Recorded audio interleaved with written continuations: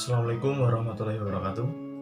Sebelumnya perkenalkan, nama saya Muhammad Tauhid Nisyar dari Prodi Hukum Universitas Jenderal Ahmad Yani Yogyakarta, Fakultas Ekonomi dan Sosial. Pada kesempatan kali ini, saya akan memenuhi tugas pendidikan Pancasila dari Pak Danang yang membahas tentang moral baik dan moral buruk. Ya, sebelum pembahasan lebih dalam, sebaiknya kita mengetahui dulu apa itu moral. Moral merupakan istilah manusia menyebut ke manusia atau orang lain dalam tindakan yang memiliki nilai positif. Kemudian, apa sih moral baik dan moral buruk itu? Moral baik itu ketika manusia memiliki perilaku baik kepada orang lain.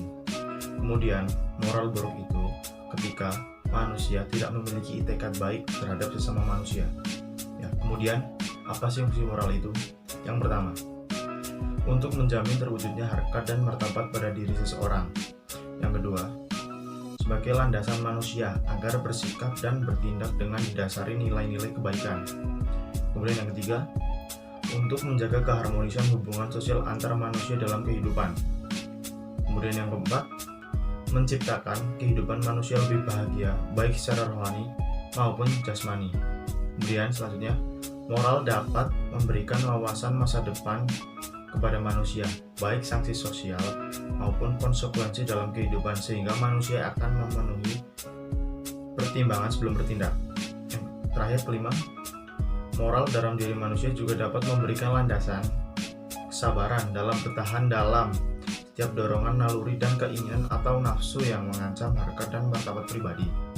Ya, kemudian selanjutnya, tidak hanya ada fungsi dan tujuan saja, tetapi ada juga bentuk macam-macam dari moral. Yang pertama yaitu moral ketuhanan.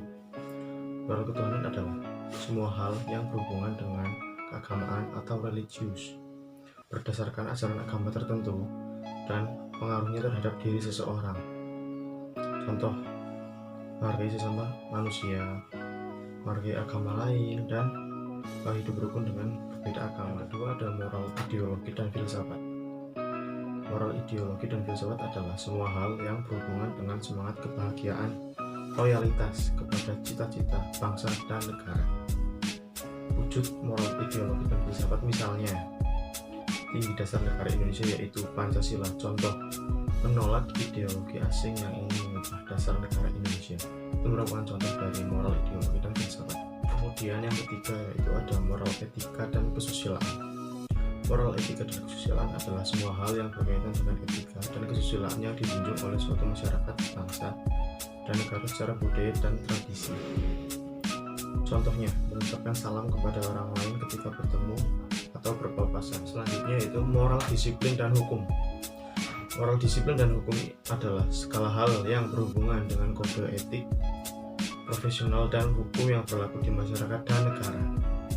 Wujud moral disiplin dan hukum misalnya melakukan suatu aktivitas sesuai dengan aturan yang berlaku. Contohnya, selalu menggunakan perlengkapan yang diharuskan dan mematuhi rambu-rambu lalu lintas ketika berkendara di jalan raya.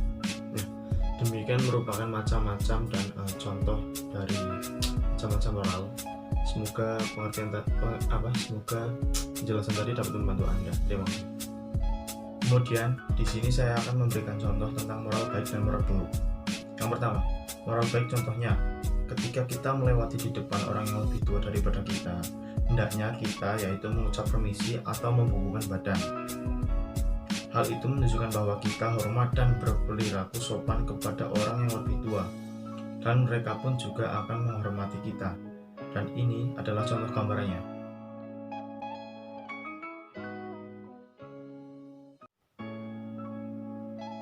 Kemudian, yaitu moral buruk. Contohnya, sikap intoleran atau tidak toleransi. Misal, ketika seseorang menghina atau tidak menghormati agama seseorang yang dimana hal tersebut pasti dapat menyakiti hati orang tersebut. Nah, tadi merupakan gambaran dari moral baik dan moral buruk. Ya, bisa disimpulkan bahwa perilaku moral baik merupakan perilaku yang terpuji, dan perilaku moral buruk merupakan perilaku yang tidak baik dan sebaiknya tidak dilakukan. Dan sebaiknya kita sebagai manusia yang beradab harus berperilaku yang baik dan semestinya agar dapat hidup dengan tentram dan damai, dan tentunya menghindari terjadinya konflik dalam suatu masyarakat. Ya, mungkin cukup sekian dari pembahasan saya kali ini. Mohon maaf apabila ada kesalahan. Terima kasih atas perhatiannya. Wassalamualaikum warahmatullahi wabarakatuh.